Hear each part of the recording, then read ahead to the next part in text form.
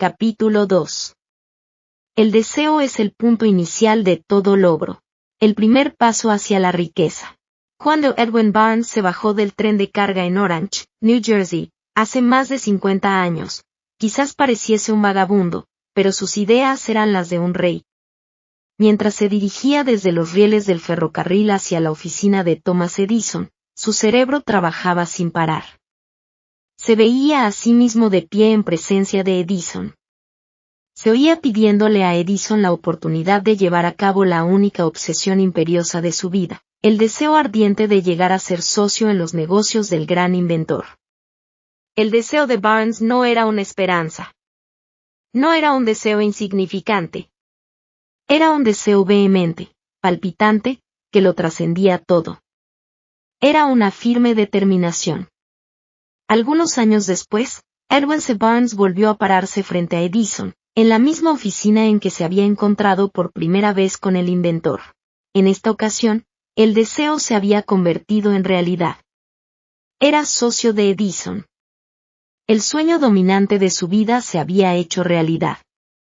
Barnes tuvo éxito porque eligió un objetivo definitivo, y puso toda su energía, toda su fuerza de voluntad, todos sus esfuerzos, todo, en pos de ese objetivo. El hombre que quemó puentes. Pasaron 5 años antes de que apareciera la oportunidad que había estado buscando. Para todos, excepto para él, solo parecía una parte más del engranaje de los negocios de Edison, pero en su interior, él fue el socio de Edison cada minuto del tiempo, desde el primer día en que empezó a trabajar allí. Es una ejemplificación notable del poder de un deseo del cual se está seguro. Barnes consiguió su objetivo porque deseaba ser socio de Edison más que ninguna otra cosa. Creó un plan con el que alcanzar su propósito, pero quemó todos los puentes tras de sí.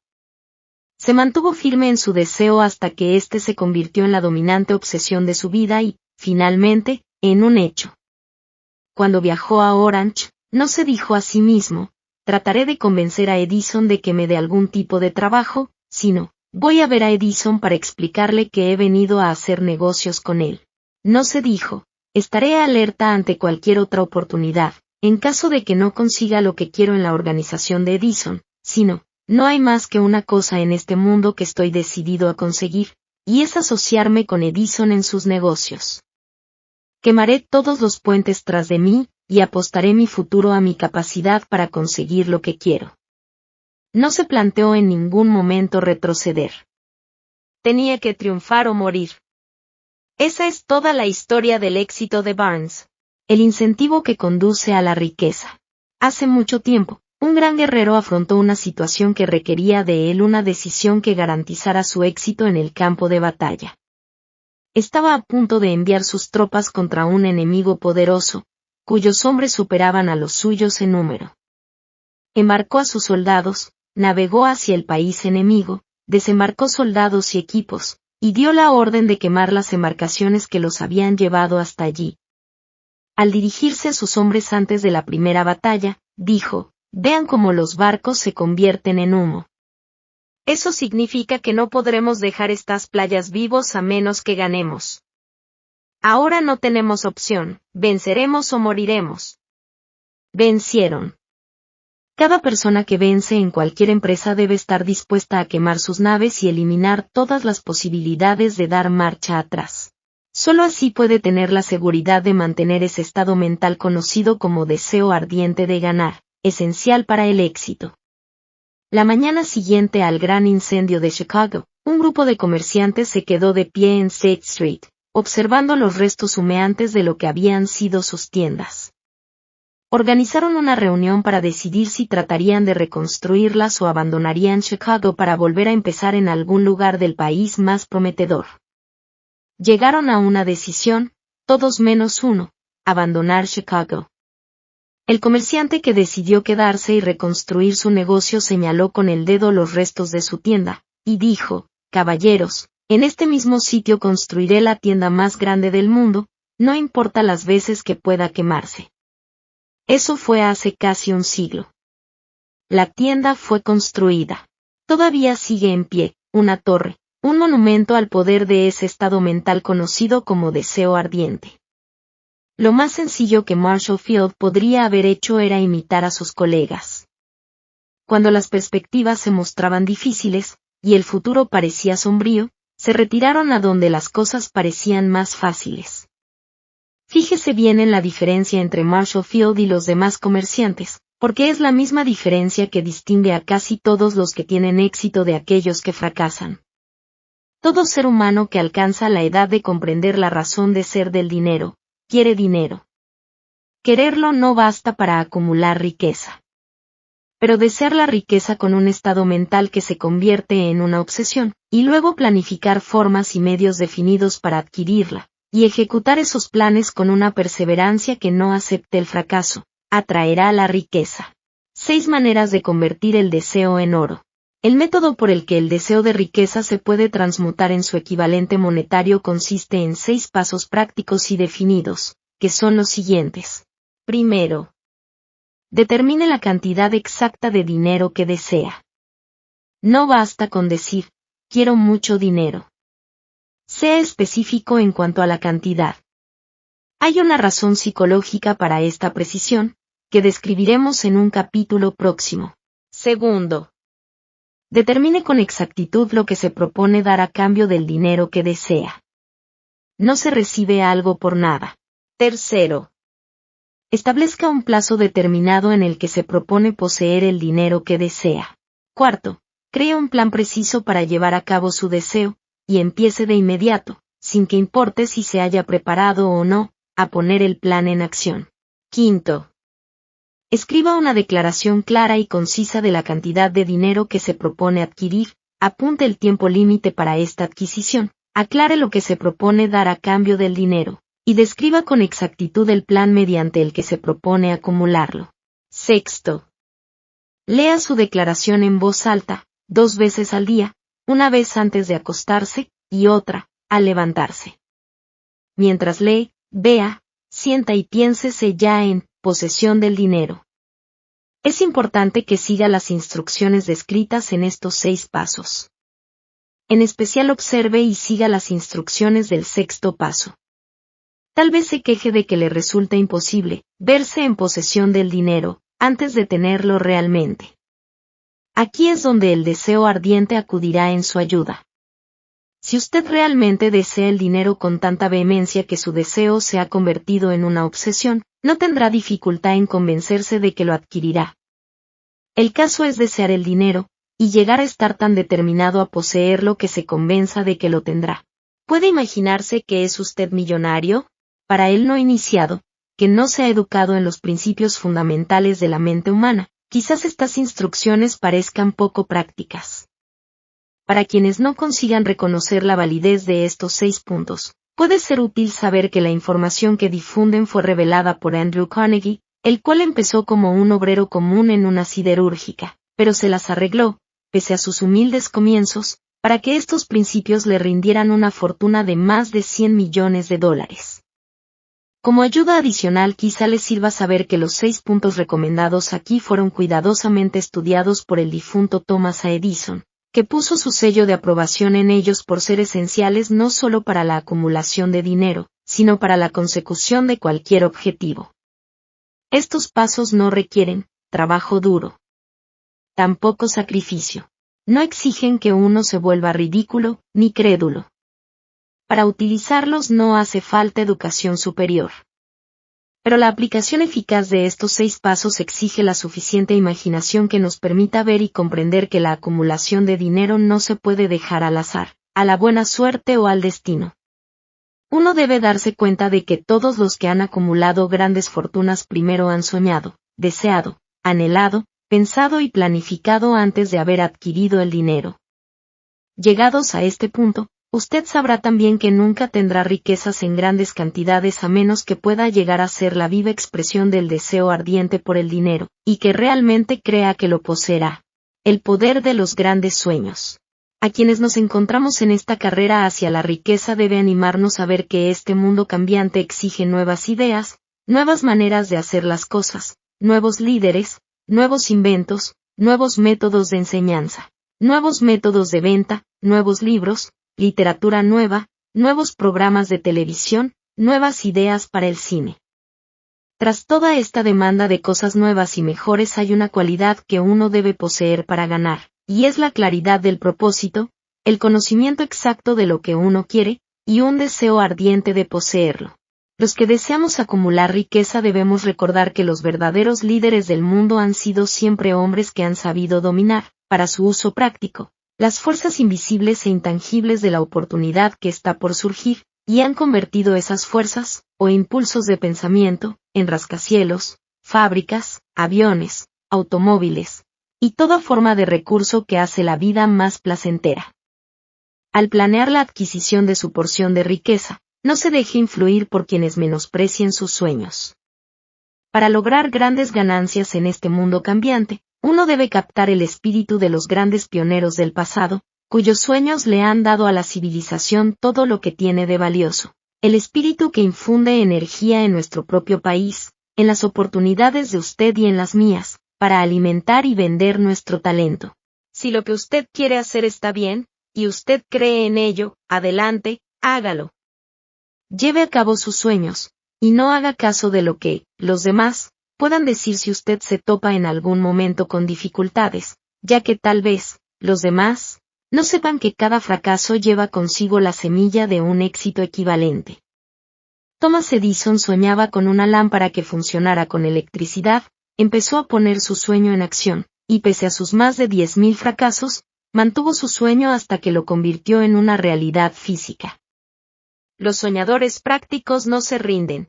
Whelan, que soñaba con una cadena de tiendas de cigarros, transformó su sueño en acción, y ahora las United Cigar Stores ocupan algunas de las mejores esquinas de las ciudades estadounidenses. Los hermanos Wright soñaron con una máquina que volara por el aire. Ahora podemos ver en todo el mundo que sus sueños se han cumplido. Marconi soñaba con un sistema para dominar las intangibles fuerzas del éter. Las pruebas de que no soñaba en vano podemos encontrarlas en cada aparato de radio y de televisión que hay en el mundo.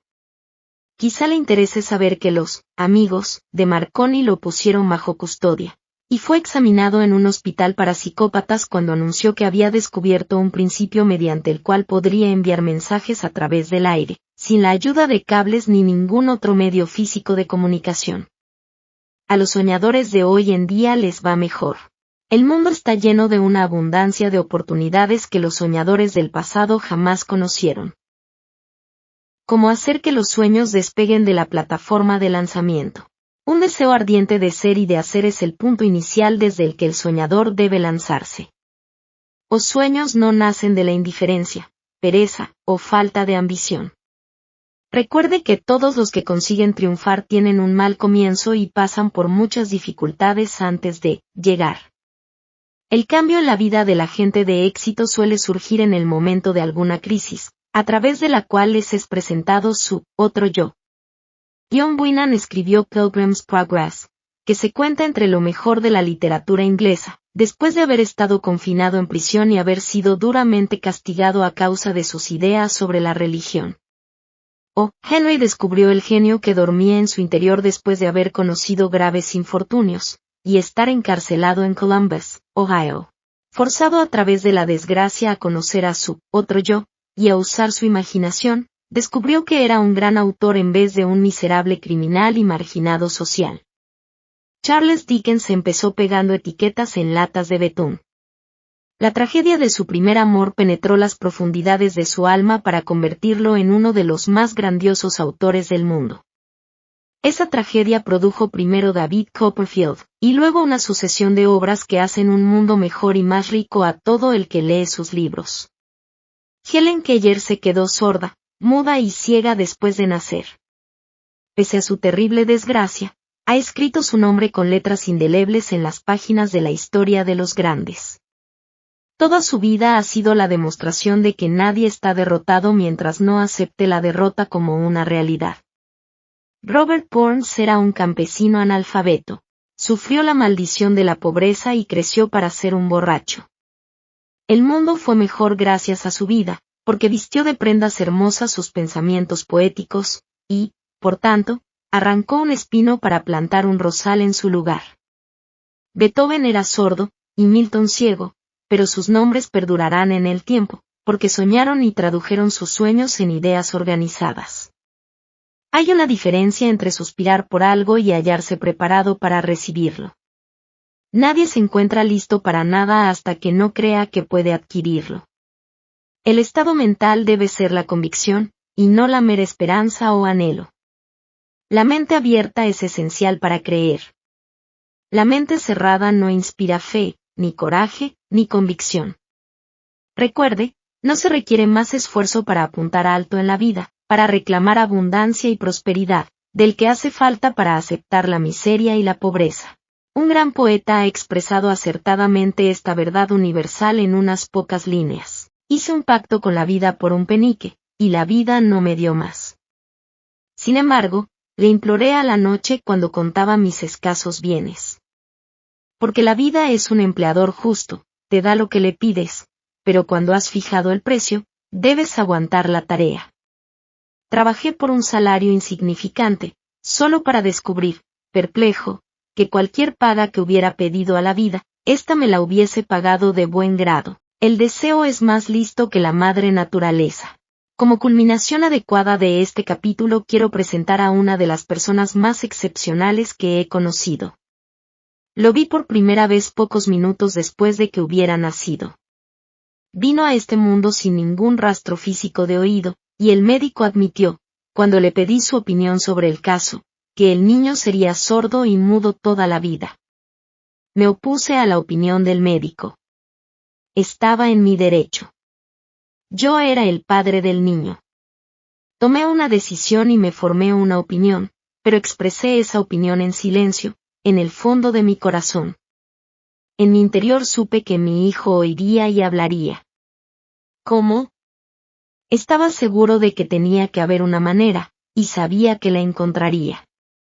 Pensé en las palabras del inmortal Emerson, el curso de las cosas acontece para enseñarnos la fe. Solo necesitamos estar atentos. Hay indicadores, claves, para cada uno de nosotros, y si escuchamos con humildad, oiremos la palabra justa. ¿La palabra justa? Deseo. Mucho más que ninguna otra cosa, yo deseaba que mi hijo no fuera sordomudo. De ese deseo no me alejé jamás, ni por un segundo. ¿Qué podía hacer? ¿Encontraría alguna forma de trasplantar a ese niño mi propio deseo ardiente de dar con maneras y medios de hacer llegar el sonido a su cerebro sin la ayuda de los oídos? Tan pronto como el niño fuese lo bastante mayor para cooperar, le llenaría la cabeza de tal manera de ese deseo ardiente, que la naturaleza lo traduciría en realidad con sus propios métodos. Todos estos pensamientos pasaron por mi mente, pero no hablé de ello con nadie. Cada día renovaba la promesa que me había hecho a mí mismo de que mi hijo no sería sordomudo. Cuando creció y empezó a percibir las cosas que lo rodeaban, notamos que mostraba débiles indicios de que oía.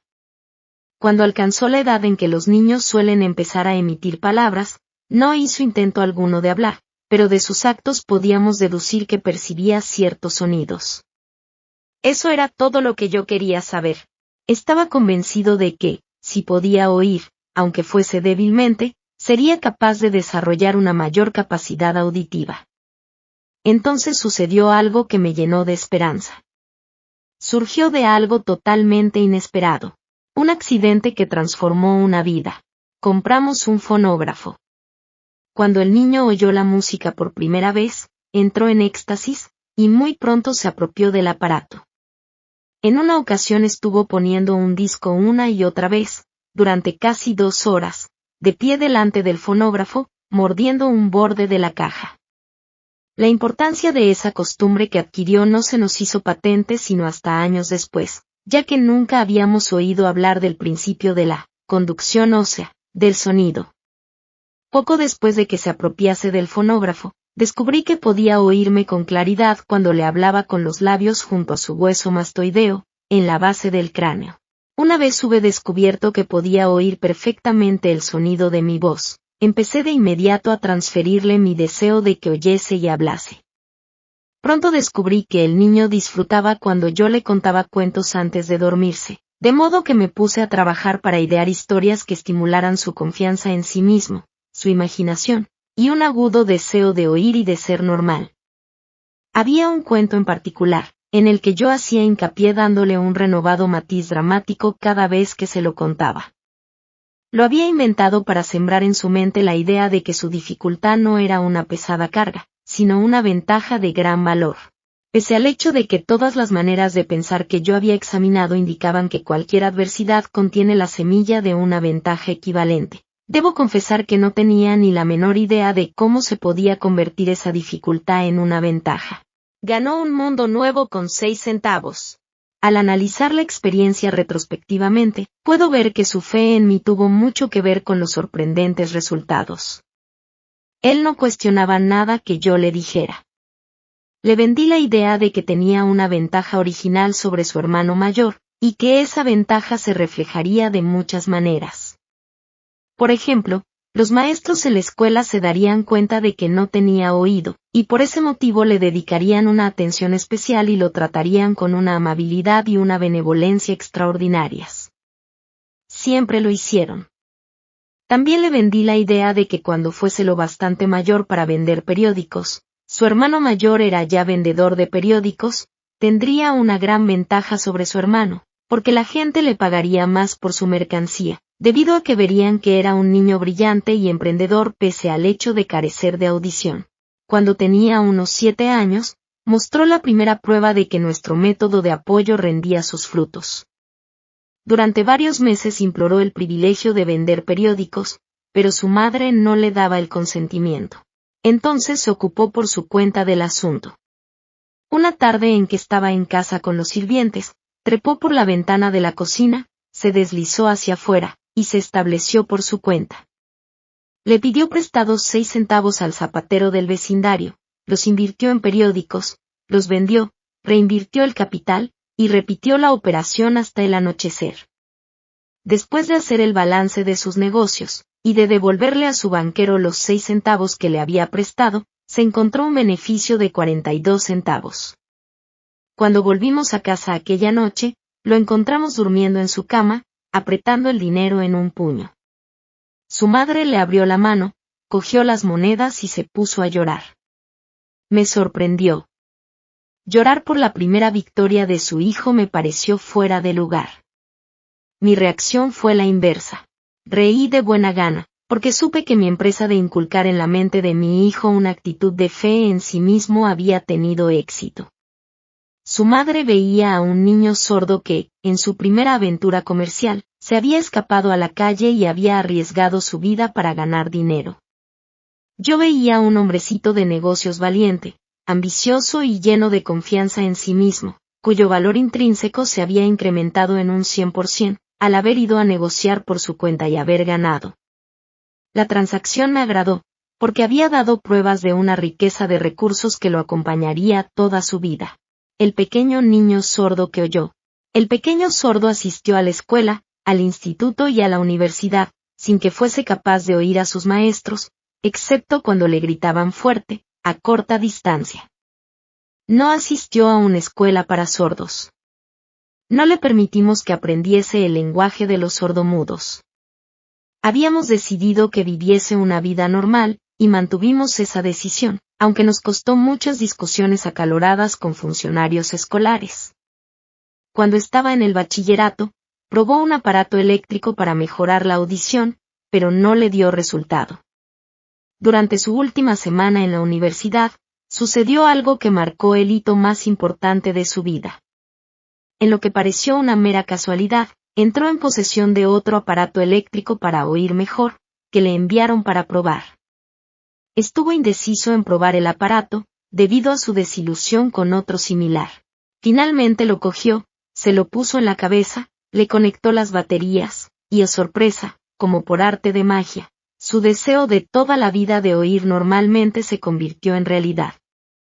Por primera vez oía tan bien como cualquier persona con audición normal. Rebosante de alegría con el mundo diferente que acababa de percibir a través de ese aparato auditivo, se precipitó al teléfono, llamó a su madre, y oyó su voz a la perfección. Al día siguiente oía con claridad las voces de sus profesores en clase, por primera vez en su vida. Por primera vez en su vida también, Mi hijo podía conversar con la gente, sin necesidad de que le hablaran con voz de trueno.